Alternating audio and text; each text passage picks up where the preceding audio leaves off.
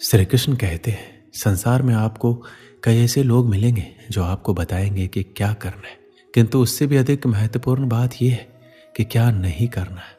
आज मैं आपको ऐसे ही 3 बातें बताने वाला हूं जो आपको जीवन में नहीं करनी है। पहली बात, आनंद में कभी वचन मत दो।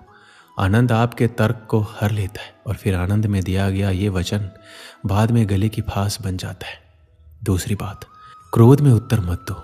क्रोध आपके विवेक को खा जाता है, भविष्य दृष्टि को बाधित कर देता है और फिर कुछ क्षण के लिए आया ये क्रोध, इसमें दिया गया उत्तर बाद में जीवन भर के लिए प्रश्न बन जाता है। और तीसरी बात, कभी भी दुख में निर्णय मत लो। दुख आपके सोचने समझने की क्षमता को सीमित कर देता है और दुखी मन से लिए गए निर्णय सदा दुख ही देते हैं।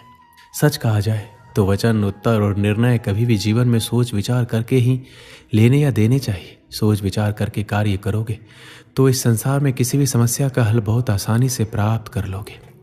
श्री कृष्ण कहते हैं भगवान को हम जब तक शरीर से याद करते हैं तब तक भगवान हमारे प्रतिरूप में बात नहीं करते। जब तक हम ईश्वर को अपने मन में बसाकर उन्हें सच्चे दिल से याद नहीं करेंगे तब तक भगवान खुद हमारे प्रत्यक्ष नहीं आएंगे, क्योंकि भगवान सिर्फ उन्हीं लोगों के साथ रहते हैं जो उन्हें सच्चे दिल से मानते हैं, उनका आदर सम्मान करते हैं।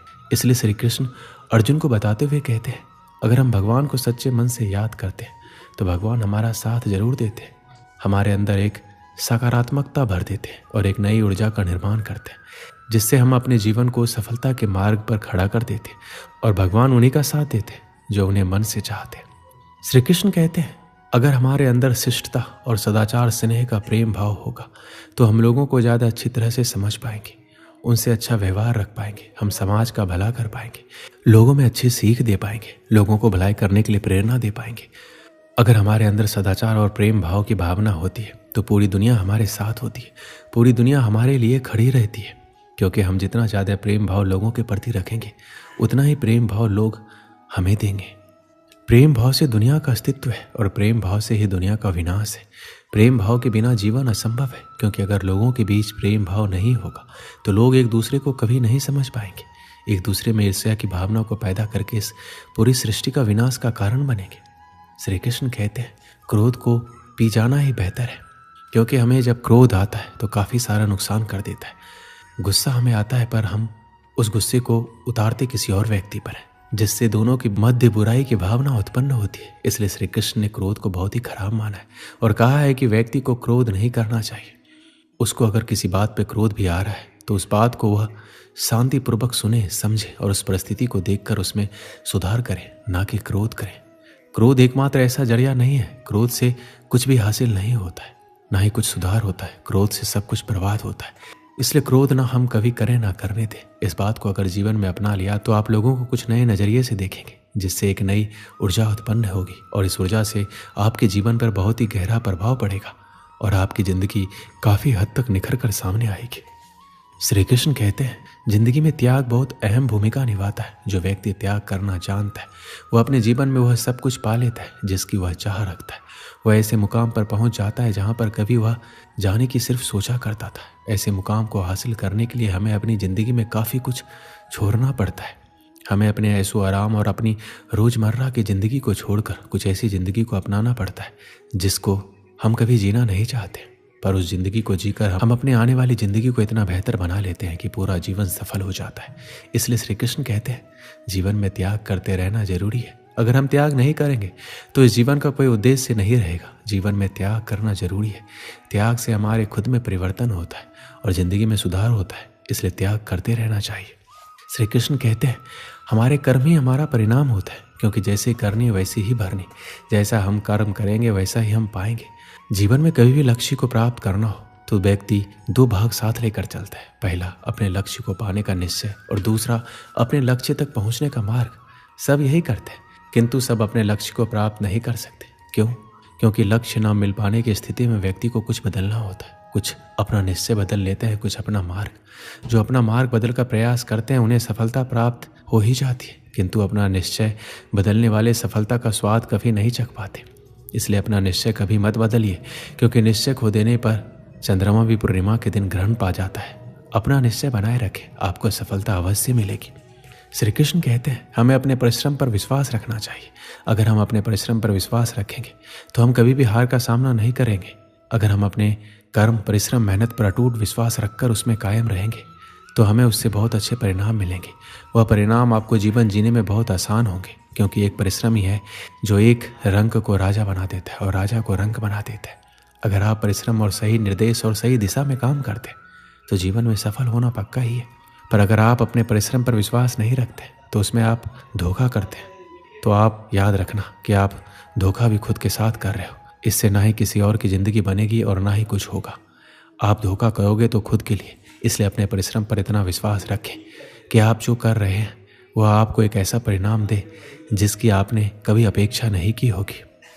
बहुत समय पहले की बात है, जंगल के किनारे एक छोटा सा गांव था। जंगल में जंगली जानवर बहुत अधिक मात्रा में थे, इसलिए गांव के लोगों को पेड़ पर चढ़ने का ज्ञान होना अति आवश्यक था, ताकि जंगली जानवरों से सामना होने पर वो पेड़ पर चढ़कर अपनी जान बचा सके। जो लोग जंगल में लकड़ियां काटने जाते थे उनके जंगली जानवरों से दो चार होने की अधिक संभावना थी, इसलिए वो लोग पेड़ पर चढ़ना अवश्य सीखते थे। उस गांव में एक बुजुर्ग सज्जन रहा करते थे। सब लोग उन्हें बाबा बुलाते थे।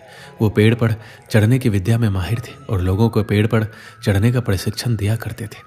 गांव के अधिकांश लोग उनसे ही प्रशिक्षण प्राप्त करने जाया करते थे। एक दिन बाबा ने उन युवकों के समूह को बुलाया जिन्हें वो पेड़ पर चढ़ने का प्रशिक्षण दे रहे थे। वह उस समूह के प्रशिक्षण का अंतिम दिन था। बाबा उन्हें एक पेड़ के पास ले गए। वह एक ऊंचा और चिकना पेड़ था जिस पर चढ़ना बेहद कठिन था। बाबा युवकों से बोले, आज तुम्हारे प्रशिक्षण का अंतिम दिन है। मैं देखना चाहता हूँ क्या तुम लोग पेड़ पर चढ़ने में माहिर हो गए हो। इसलिए मैं तुम्हें इस चिकने और ऊंचे पेड़ पर चढ़ने की चुनौती दे रहा हूँ। यदि तुम सब इस पेड़ पर चढ़ने में सफल रहते हो तो दुनिया के किसी भी पेड़ पर आसानी से चढ़ सकते हो। बाबा की बात सुनकर सभी युवक उत्साहित हो गए। वो पेड़ पर चढ़ने के लिए एक पंक्ति में खड़े हो गए।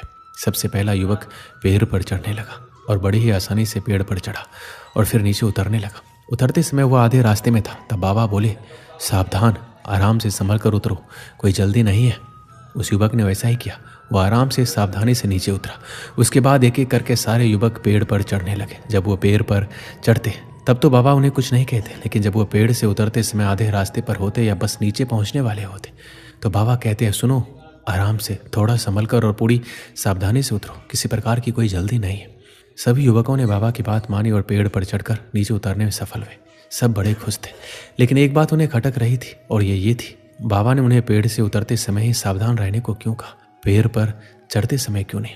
उन्होंने बाबा से पूछ लिया, बाबा, इस पेड़ की सबसे ऊपरी शाखा पर चढ़ना सबसे कठिन था, लेकिन आपने उस पर चढ़ते समय हमें संभल कर रहने को नहीं कहा। लेकिन पेड़ से उतरते समय जब जमीन की दूरी बहुत कम रह गई थी तब आपने हमें संभल कर और सावधान रहने को कहा, ऐसा क्यों।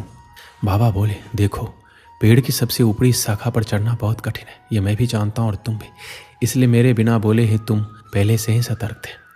ऐसा हर किसी के साथ होता है। कार्य के प्रारंभ में सब सतर्कता से ही आगे बढ़ते हैं, किंतु सतर्कता और सावधानी में चूक तब होती है जब हम मंजिल के समीप होते हैं। तब हमें लगने लगता है कि हमारा काम तो पूरा होने का है, मंजिल अब दूर नहीं, और वहाँ हमारा ध्यान भटक जाता है और हम गलती कर जाते हैं।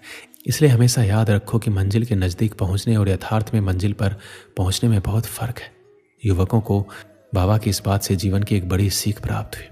हमारे जीवन में भी कई बार ऐसा होता है, किसी काम को पूरा करने के कगार पर होकर भी हम उसे पूरा नहीं कर पाते। अंतिम क्षणों में कुछ गड़बड़ हो जाती है और हम पछताते रह जाते हैं। अंतिम क्षणों की जरा सी असावधानी से हमारा पूरा काम बिगड़ जाता है। इसलिए ऐसा होता है क्योंकि मंजिल के करीब पहुंचकर हम अपना धैर्य खो देते हैं। धैर्य खोने के बाद हमसे चूक हो जाती है। इसलिए जब तक मंजिल तक ना पहुंचे धैर्य बना कर रखें। कार्य के प्रारंभ में जितना धैर्य और सावधानी आवश्यक है, कार्य समाप्ति तक भी आवश्यक है।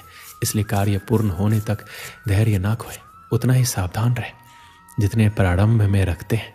कहीं धैर्य खो देना लक्ष्य खो देने का कारण ना बन जाए। दोस्तों, इस वीडियो में बस इतना है। मिलते हैं अगली वीडियो में। अपना ख्याल रखिएगा। जय श्री कृष्ण।